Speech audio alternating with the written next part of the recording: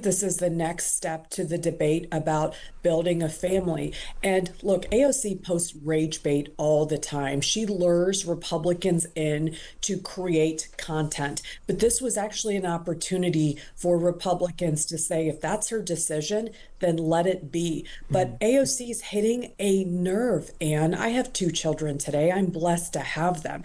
But when you think about having more, what does IVF look like? While it's deeply personal, there's a shame factor. Not enough women talk about infertility. Not enough women have the courage to stand up and say, this is what the drugs look like. This is how much it costs. Now to America, and the New York Congresswoman Alexandria Ocasio-Cortez, rumoured to be a contender in the next presidential race, AOC is how most people know, is facing criticism for the decision to freeze her eggs.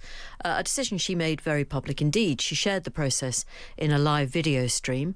She said she was hoping to show the reality of women attempting to balance careers and family lives. Now, not surprisingly, that video went viral. Lots of Republican voices in particular really having a go at her and attacking her decision to publicise the process. Not every Republican, though.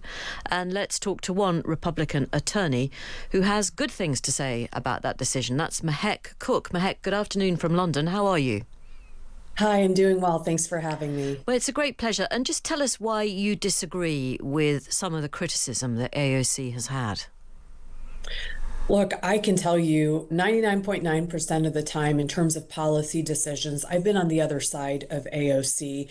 But this is where I saw a critical moment for Republicans. We're supposed to be a party of faith, pro-family, and ensuring that women have access. For people like Matt Walsh, Ali Stuckey, and so many other Republicans to jump on AOC's decision, something that's deeply personal. Infertility, and 1 in 6 women deal with infertility.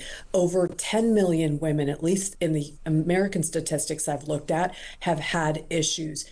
For anybody to jump on AOC's decision about motherhood, I just found that abhorrent and a lack of even compassion from a party that's supposed to be pro-life and pro-family. So I spoke out not only as a woman who has lost 2 children recently, but who's going to explore IVF treatments. What I saw AOC do was very brave because she broke a barrier down of shame, of fear, of cost, everything that women, regardless of our politics, have to face every single day when we look at building a family and raising children. I'm really sorry to hear that you've had a tough time yourself, and I think it's very brave of you to speak out. But if I were going to be critical of AOC, and frankly, as a woman, I've been fortunate enough to have 2 children. I'm delighted about that, but it wasn't always easy to get there, I've got to say. I wouldn't criticise her normally, but why did she go public with this, Mehek? Why not just do it but not say she'd done it? Well, because I think this is the next step to the debate about building a family. And look, AOC posts rage bait all the time. She lures Republicans in to create content. But this was actually an opportunity for Republicans to say, if that's her decision, then let it be. But AOC's hitting a nerve, and I have 2 children today. I'm blessed to have them.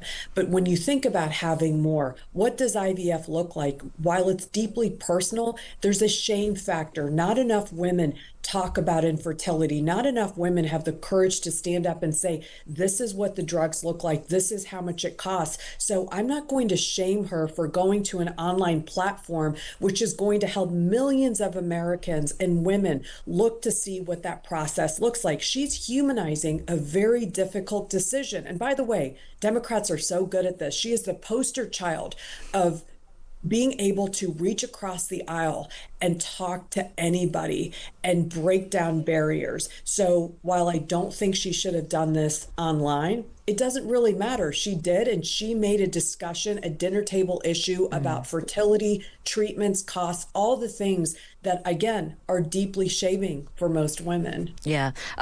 Honestly, she's quite an operator, isn't she? Yes. Do you, perhaps like Donald Trump, think that she is going to run for president in 2028? There's no doubt. She has made it very clear that woke one was crazy, and which I don't really understand because woke two is even more extreme. You'll have to, for listeners in the UK, what's woke one and what's woke two? Oh gosh. Well, woke one was the entire Democrat Party about defunding the police and their entire agenda about increasing Medicare for all. And they have continued to try and tear down the American establishment. And today, woke two is just that on steroids. It's now defunding ICE. Well, guess what? How are we going to get millions of illegal immigrants and continue that process to get them out of our country if we don't have funding for ICE?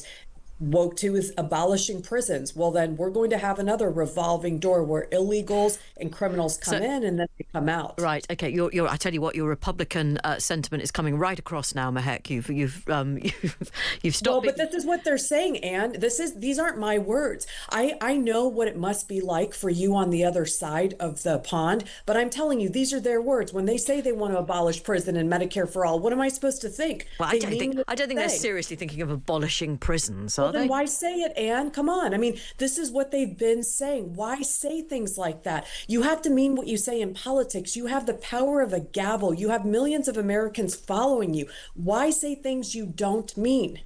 Do you think she will be or could be an effective president? I mean, she's a good communicator. She's a good communicator, but I don't think she understands balancing a budget. I don't think she understands what it would cost American families, which is over $3 trillion if you want Medicare for all. Most Americans want safety and security. When AOC talks about abolishing ICE, she's actually hitting a nerve. We elected President Trump because he was going to shut down the border and start deporting illegal criminals. So her issues are upside down. If she was serious, she would listen to the American people, double down on safety and security, and then explore options on healthcare like IVF treatment. Again, she hits certain nerves that are important for discussion, but she's very extreme, and it scares me when she says, ha ha ha, I didn't mean woke one. I wasn't very serious about it, but now she wants to create another extreme agenda. That's not something to laugh at. No, it's been fascinating to talk to you. Thank you very much indeed. Mehek Cooke, who's a Republican attorney.